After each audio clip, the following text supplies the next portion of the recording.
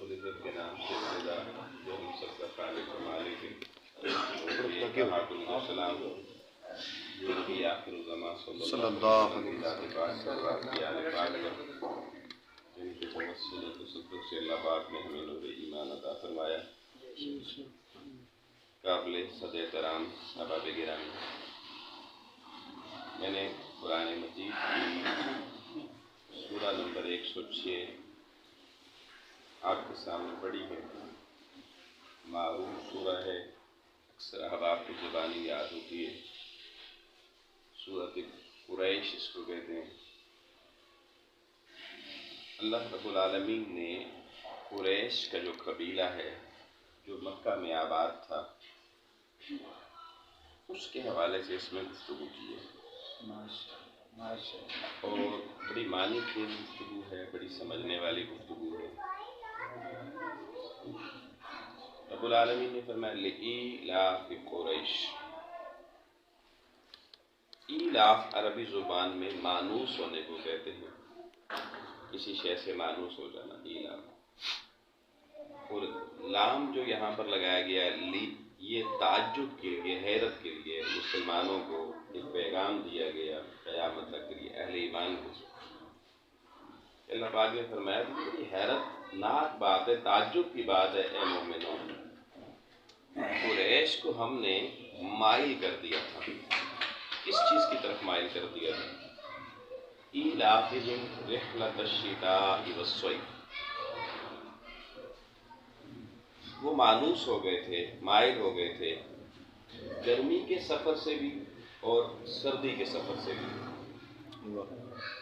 شتاء والصیف یعنی گرمی گرم موسم ہو یا سرد موسم ہو، ان کے لیے دونوں موسموں میں سفر کرنا ہر خطرے سے پاک کر کے موسم کی شدت سے بھی ہم نے ان کو بچا لیا تھا۔ سبحان اللہ۔ اب یہ کیا بات ہے، موسم کا اثر اس سے محفوظ کیا قریش کو، خطرے سے محفوظ کیا قریش کو، اور ان کو ممانست ملی، وہ اس ماحول کے عادی ہو گئے جو ماحول باقیوں کے لیے نہیں تھا۔ یعنی عرب میں بہت سے قبیلے رہتے تھے، عربوں میں بہت سے قبیلے رہتے تھے، لیکن صرف قریش قبیلے کے متعلق ایک بات کی گئی کہ گرمی اور سردی دونوں کا سفر ان کے لیے، اس کی سہولت انہیں دے دی گئی۔ اس کے لیے انہیں اللہ پاک نے اپنی بارگاہ سے خوف و خطرات، چاہے وہ انسانوں کے ہوں یا موسم کے ہوں، اس سے بری و ذمہ کیا۔ واقعہ یہ ہے کہ عالم عرب جو تھا نا، اس کے اندر آپ جانتے ہیں کہ نہ ایگریکلچر ہوتی، نہ یہاں پر کوئی انڈسٹری تھی، نہ یہاں کوئی دیگر جاب وغیرہ تھی۔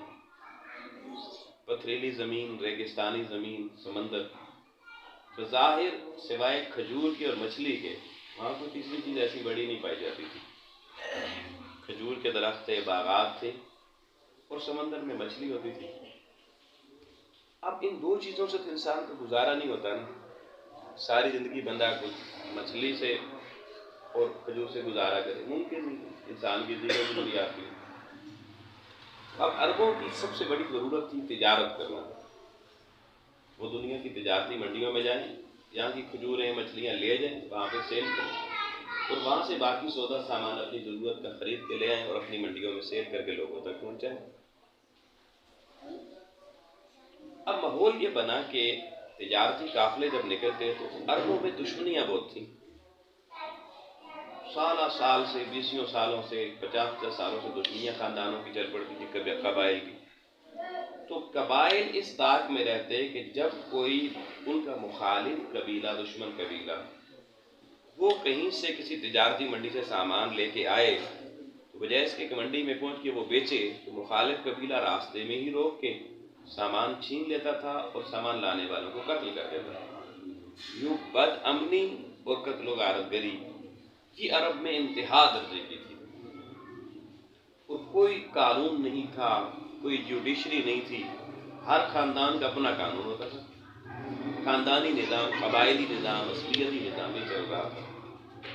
ایسے ماحول میں عرب کا کوئی بھی قبیلہ صرف طاقت ایک ایسی چیز ہے جس کے پاس زیادہ ہو وہ کوئی سامان بچا لے، اپنی جان یا مال یا عزت اور آبرو بچا لے، باقی ان کے لیے بچنے کے کوئی چانس نہیں ہوتے تھے۔ لیکن قبیلہ قریش جو تھا یہ مکہ شہر میں حرم مکہ بیت اللہ کے قریب آباد تھا، بیت اللہ شریف کے، اور اللہ کے گھر بیت اللہ شریف کی حرم کی پاسبانی، نگہبانی، دیکھ بھال یہ قریش قبیلے کے پاس تھی۔ حرم اللہ کا گھر اتنا معزز اور محترم ان لوگوں کی نظر میں، وہ جو عصبیت کا شکار، خاندانی افریت کا شکار، قتل و غارت گری کا شکار، ذاتی دشمنیوں کا شکار، مرنے مارنے والے، عزتیں لوٹنے والے، ڈاکو قسم کے لوگ بھی، لیکن مکہ کے جب حرم کی بات آتی نا تو حرم کا مکمل ریکارڈ کرتے تھے۔ یہ ان کے دل میں موجود تھا، اللہ کے گھر کی عزت۔ کیونکہ وہ ایک واقعہ بھی دیکھ چکے تھے عام الفیل والا، ابرہا جو یمن کا بادشاہ تھا وہ ہاتھی لے کر آیا تھا اللہ کے گھر کو گرانے کے لیے، تو عربوں نے یہ منظر دیکھا تھا کہ اللہ نے اسے اپنے گھر تک پہنچنے سے پہلے ابابیلوں سے مروا دیا تھا، اور مکہ حرم اور حرم کے قریب رہنے والوں کو اللہ نے بچا دیا تھا۔ اللہ نے صرف اپنا گھر نہیں بچایا تھا کعبہ، بلکہ سارے حرم میں رہنے والوں کو بھی ان ہاتھی والوں سے بچایا تھا۔ لہذا حرم کی عزت ان کے اندر تھی۔ اب کیونکہ قریش حرم کے پاسبان تھے، نگہبان تھے، حرم کا انتظام اور انصرام وہ سنبھالتے تھے، اس وجہ سے قریشیوں کی عزت پورے مکہ میں، عرب میں سب سے زیادہ تھی۔ لہذا قریشی اگر کوئی مال تجارت لے کے کسی منڈی میں جاتے نا تو جو بھی انہیں روکتا راستے میں وہ صرف بتاتے ہیں قریشی ہیں، وہ کہتے اسے چھوڑے نہ جانے دیں۔ حرم مکہ، مکے کے محافظ یا مکے کے نگہبان ہونے کی وجہ سے اللہ نے قریشیوں کو اتنی عزت دی، ان کی عزتیں بھی محفوظ ہو گئیں، ان کے مال بھی محفوظ ہو گئے، ان کی جانیں بھی محفوظ ہو گئیں۔ حالانکہ وہ مومن نہیں تھے، مسلمان نہیں تھے، مشرک تھے، انہوں نے اسی اللہ کے گھر میں 360 بت تو حضور نے جو توڑے تھے وہ موجود ہیں، خدا جانے اور کتنے ہوں گے۔ حتیٰ کہ بیت اللہ شریف کی چھت کے اوپر بھی بت پڑے ہوئے تھے۔ یہ جو مولا علی رضی اللہ عنہ کے بارے میں آتا ہے کہ انہوں نے اوپر چڑھ کے بت توڑے تھے، اگر صحیح حدیث کا مطالعہ کریں تو وہ پتہ چلتا ہے وہ کعبے کی چھت پہ چڑھ کے توڑے تھے، یعنی کعبے کے اندر تو بت تھے، چھت پہ بھی انہوں نے بت رکھے ہوئے تھے۔ اللہ کا گھر اندر سے لے کر باہر تک، اور حولہا بھی حدیث میں کہ کعبے کے آس پاس بھی بے شمار بت پڑے ہوئے تھے۔ یہ جو حضور علیہ السلام حجۃ الوداع کے موقع پر آئے، اس موقع پر حضور نے اندر بت نہیں توڑے، باہر توڑے تھے۔ تو کعبہ اندر باہر اوپر ہر طرف سے بتوں سے بھرا ہوا تھا، اور یہ بت، ان بتوں کی حفاظت کرنے والے بھی قریشی تھے، مشرک تھے، لیکن صرف حرم کے خدمت گاروں ہونے کی وجہ سے انہیں اتنی عزت ملی کہ سارے بلاد عرب میں قریش والے معزز ہو گئے۔ باقی قبیلے لٹ جاتے، مر جاتے، قتل کر دیے جاتے، لیکن قریشیوں کو کوئی کچھ بھی نہ کہتا، صرف اس واسطے کہ وہ قریش تھے۔ اب ہوتا کیا، دو بڑی منڈیاں تھیں عرب کے قریب، ایک تجارتی منڈی تھی ملک شام میں، ایک تھی یمن میں۔ اب شام کے ملک میں گرمی زیادہ نہیں پڑتی کیونکہ وہ سرسبز ہے، ہریالی ہے، باغات ہیں، کھیت کھلیان ہیں، شام بڑا خوبصورت ملک ہے۔ اب عرب لوگ جو قریشی تھے یہ کیا کرتے، یہ جب عرب میں گرمی پڑتی تو یہاں سے ادھر کا سامان لے کے یہ چلے جاتے شام کی منڈی میں، اور وہاں آرام سے گھوم پھر کے جناب وہاں اپنا سامان سودا بیچتے، اور پھر وہاں سے ساز و سامان خرید کے واپس عرب میں آ جاتے، مکہ میں آ جاتے، حجاز میں آ جاتے۔ اب جب سردی کا موسم آتا تو شام میں سردی بہت زیادہ پڑتی ہے، شدید سردی پڑتی ہے، تو یہ کیا کرتے، اب مکہ سے سودا خریدتے اور یہ یمن کی منڈی میں چلے جاتے کہ یمن گرمیوں میں بہت گرم ہوتا ہے، تو سردیوں میں بھی وہاں موسم بہت اچھا ہوتا ہے اس منڈی کا۔ اب یہ دو وہ علاقے تھے جہاں شامی اور یمنی آگے راستوں میں راہزن بیٹھے ہوتے تھے، کوئی قافلہ بھی آتا وہ اس کو لوٹ لیتے تھے۔ لیکن اگر قریشی آئیں یا جائیں نا تو وہ جب اپنا تعارف کروا دیتے ہم قریشی ہیں، وہ کہتے نہیں جانے دیں۔ تو عرب میں یعنی جو حجاز مقدس کی زمین تھی، ان کے لیے تجارت کا سورس صرف اور صرف ایک قبیلہ رہ گیا تھا، وہ قبیلہ قریش کا۔ اللہ پاک نے قرآن مجید کی سورہ قریش میں یہ ذکر کیا، فرمایا لِإِيلَافِ قُرَيْشٍ قریشیوں کو ہم نے ماحول کے ساتھ آسودہ کر دیا تھا، ان کے لیے آسانیاں پیدا کر دی تھی. ایلافہم رحلۃ الشتاء والصیف، کہ گرمی ہو تب بھی ان کی تجارت چلتی رہتی تھی، سردی ہو تب بھی ان کی تجارت بند نہیں ہوتی تھی. مشرک ہیں، کافر ہیں، مگر اللہ کی نوازشات ہیں، کیونکہ اللہ کے حرم کے پاس باندھ ہے. اب اللہ نے فرمایا کیونکہ تمہارا تعارف دراصل میرا حرم ہے، میرا گھر ہے، تو میرے گھر اور میرے حرم کے تعارف کی وجہ سے فَلْيَعْبُدُوا رَبَّ هَذَا الْبَيْتِ، اس گھر کے پاسبانی کرنے والوں، اس گھر کا جو رب ہے تمہیں چاہیے عبادت بھی اسی کی کیا کرو. تم بتوں کی پوجا نہ کرو، تم شرک چھوڑ دو، کیونکہ تمہارا تعلق میرے حرم کے ساتھ ہے. تو جس کا تعلق میرے حرم کے ساتھ ہو اس کو چاہیے اس حرم کے رب کی طرف لوٹے اور شرک سے نکل کر ایمان کی دولت سے متعین ہو جائے. فَلْيَعْبُدُوا رَبَّ هَذَا الْبَيْتِ، اس گھر کے رب کی عبادت کی طرف لوٹاؤ. الَّذِي أَطْعَمَهُم مِّن جُوعٍ، سب بھوک سے مر رہے ہیں عرب کے لوگ، اور اللہ تعالیٰ نے تمہیں اس بھوک میں بھی تمہارے کھانے کے لیے، تمہارے اناج کے لیے، تمہاری تجارت کے لیے راستے کھولے ہوئے ہیں.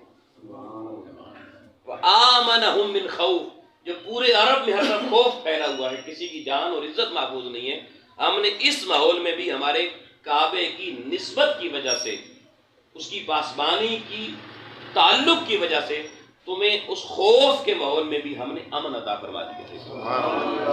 تمہاری بھوک بھی مٹا کے رکھی اور تمہیں خوف کے مقابلے میں امن دیا. یہ دو دولتیں تمہیں دی ہیں.